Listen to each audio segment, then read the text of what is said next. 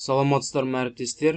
Менің келесі видеом Luma Labs деген жасанды интеллект құралына арналады.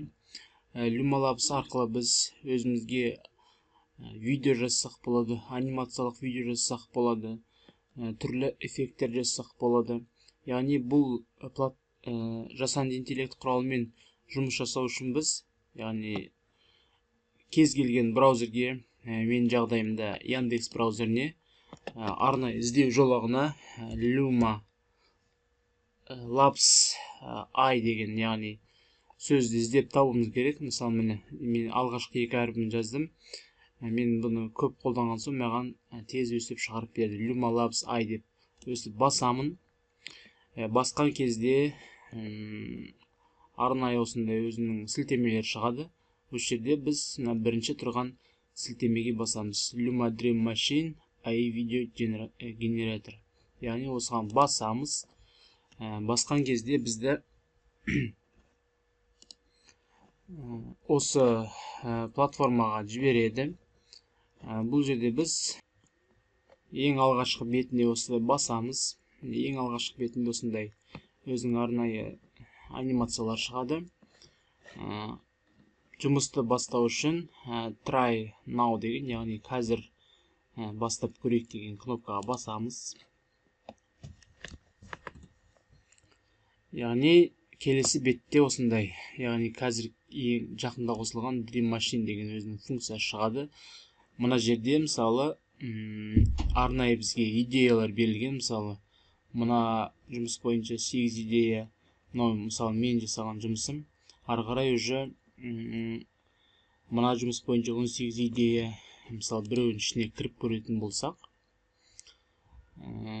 мына видеоны қалай жасауға болады?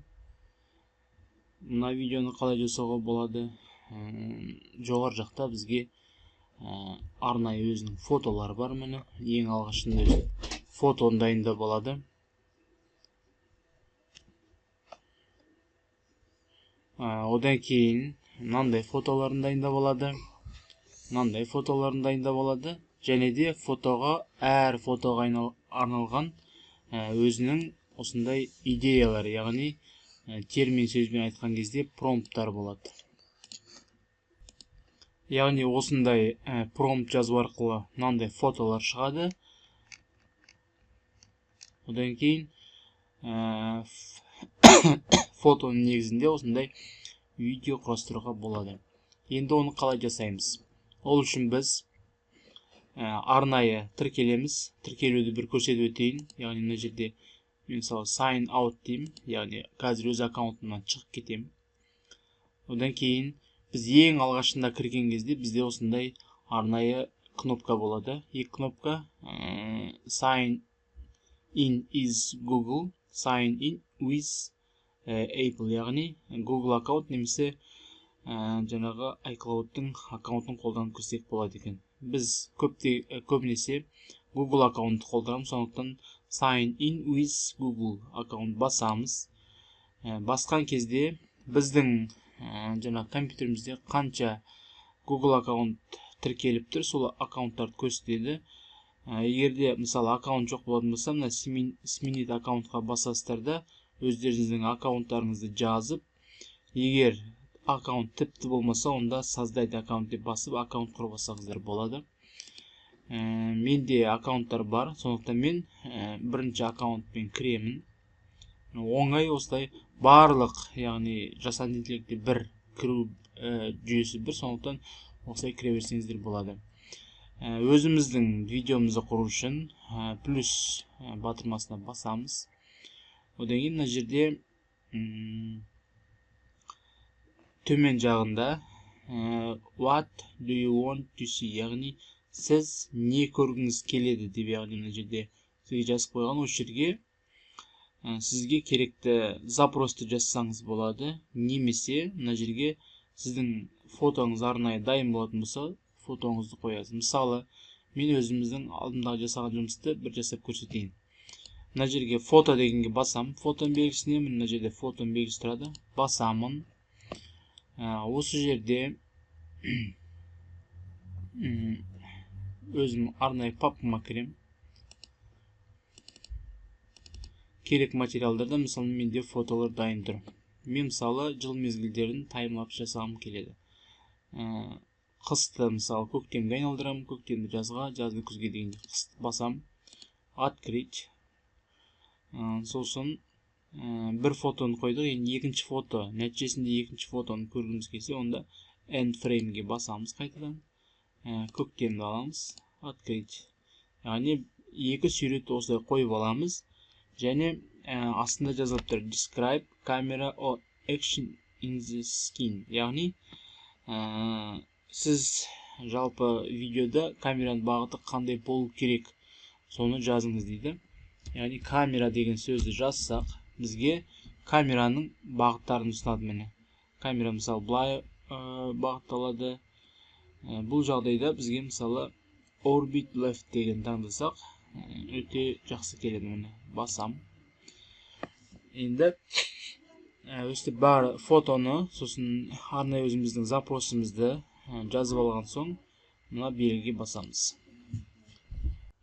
Басқан соң, бізде осындай жасанды интеллект екі фотоны қабылдайды, және де ары қарай ойланады. Waiting for you turn.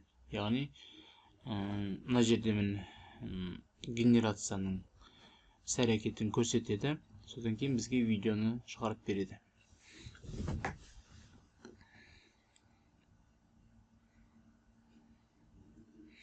Кішкене күтеміз. Яғни мына жерде секундтары берілген. Мысалы 20 секундтың ішінде жасау мүмкін, ол 30 секундтың ішінде жасау мүмкін. Бұл платформа кішкене енді кредит санын аз береді генерацияға, сондықтан көп жағдайда Google аккаунттарыңызды ауыстырып, көбірек қолдануға мүмкіндік бар. Енді егерде кәсіби тұрғыда қолданам десеңіздер, онда сатып алсаңыздар болады. Яғни міне бізде екі фотоны біріктіру арқылы дайын осындай видео шығады. Бір қарап өтсек, яғни біздің екіншісін көрейік. Яғни қыс осылай плавный переходпен көктемге айналады.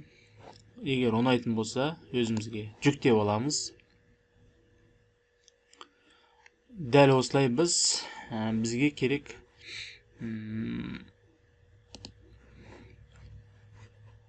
төрт мезгілдің, яғни енді көктемнің жазға айналғанын, жаздың күзге айналғанын, одан кейін күздің қайтадан қысқа айналған барлық сценарияларын жасап аламыз, видеоларын жасап аламыз. Барлық видеоларды жасап алған соң, біздің жұмысымызға арналған, енді сол жұмысқа біз ең соңғы дауыс қосуымыз керек болады. Дауыс қосу үшін енді мен келесі видеомда ElevenLabs деген жасанды интеллект құралын қолданамыз. Яғни ол құралда біз дауыстың, яғни саунд эффектілерін жасап көрсететін боламын. Сондықтан да келесі видеомды асыға күтулеріңізді сұраймын. Тыңдағандарыңызға рахмет, сау болыңыздар.